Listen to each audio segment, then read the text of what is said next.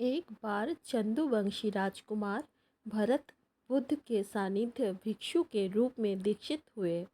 बुद्ध अपने भिक्षुओं को उपदेश देने के साथ साथ उनको भिक्षाटन के लिए भेजते थे, जहाँ से उनको भिक्षा मिलती।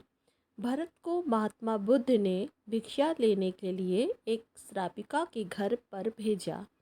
भरत रास्ते में चलते हुए सोच रहे थे कि ना जाने आज खाने में क्या मिलेगा।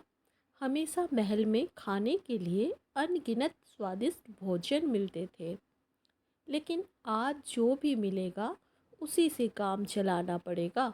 भरत ने श्राविका के घर पर जाकर भिक्षा के लिए याचना की। श्राविका ने भरत को बैठने के लिए कहा। श्राविका जब अंदर गई थी तो भरत पुनः अपने प्रिय भोजन के बारे में सोच रहे थे। जब श्राविका भोजन लेकर आई तो भरत अचंभित रह गए। भरत अपने प्रिय भोजन को देखकर खुश हो गए। भरत भिक्षा ग्रहण करने लगे। भिक्षा ग्रहण करते हुए भरत सोचने लगे कि उनको हमेशा खाने के बाद कुछ विश्राम करने की आदत है, लेकिन आज उन्हें यहाँ से खाना ग्रहण करने के बाद धूप से होकर वापस आश्रम पहुँचना है। भोजन हो जाने पर श्राविका ने भरत को कुछ समय विश्राम करने के लिए आग्रह किया। भरत पूर्ण खुश हो गए। सारी इच्छाओं की पूर्ति होते देख भरत इसको एक संयोग मानकर कुछ देर के लिए लेट गए। लेटते हुए भरत सोचने लगे कि आज तो सोने को मिल गया, लेकिन मेरे सर पर हमेशा के लिए छत का साया तो मिट गया है। जब भरत सोकर पुनः उठे तो श्राविका ने कहा कि आपको जब तक यहाँ पर रहना है आप यहाँ पर ठहर सकते हैं। अब भरत समझ गए कि ये कोई संयोग नहीं है, श्राविका जरूर मेरा मन पढ़ रही है। भरत खड़े हुए श्राविका से पूछा, मुझे क्षमा कीजिए, पर आप क्या मेरा मन पढ़ सकती है? आप ये सब कैसे कर लेती है? श्राविका ने कहा, शुरू शुरू में मेरे लिए कठिन था, लेकिन मैंने खुद के विचारों को देखना शुरू किया। शुरू के मेरे विचारों की संख्या अनगिनत थी, पर मैंने अपना पूरा ध्यान उन विचारों पर केंद्रित किया। मैंने बिना पक्ष विपक्ष के अपने विचारों को देखना जारी रखा। धीरे धीरे मेरे विचारों की संख्या कम होती गई। मेरे सारे व्यर्थ विचार दूर होते गए। तब से मैं दूसरों के विचार पढ़ लेती हूँ।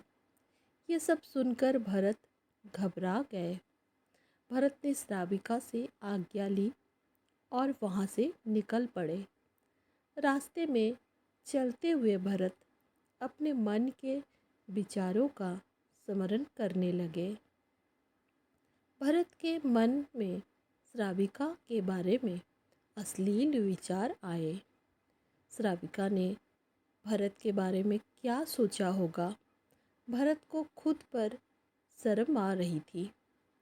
भरत आश्रम पहुँचे। भरत ने बुद्ध से कहा कि अब से वह कभी भिक्षाटन के लिए नहीं जाएंगे। बुद्ध ने भरत को नीचे बैठाया और कहा, क्या हुआ?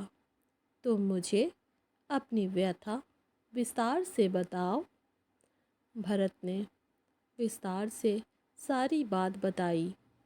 भरत की बातों को सुनकर बुद्ध ने कहा कि आज से 7 दिनों के लिए श्राविका के घर पर भिक्षा के लिए तुम ही जाओगे, लेकिन तुमको कुछ बातों का ध्यान रखना पड़ेगा।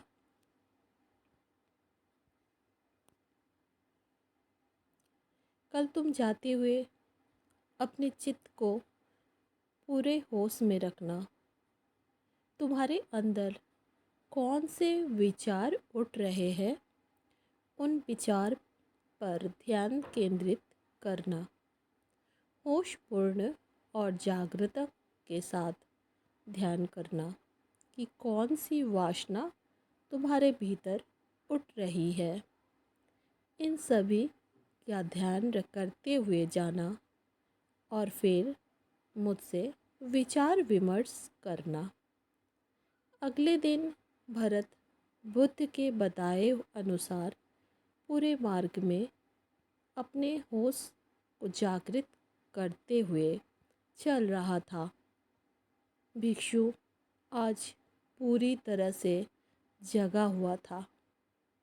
जैसे जैसे श्राविका का घर नज़दीक आ रहा था, भरत की घबराहट बढ़ रही थी। भरत ने अपनी घबराहट को एक तरफ करते हुए बुद्ध के विचारों पर ध्यान केंद्रित किया। जब भरत श्राविका के घर पर पहुंचा तो उसके दिमाग में केवल एक सन्नाटा था, जिसके भीतर कोई वासना नहीं, कोई कामना नहीं, ना कुछ अच्छा पाने की इच्छा थी। भिक्षु भरत ने भिक्षा ली, ग्रहण की और वहाँ से वापस निकल गया। आज भरत रास्ते में नाचते हुए आया। आज उसको जिस आनंद की अनुभूति हुई वो अद्भुत थी।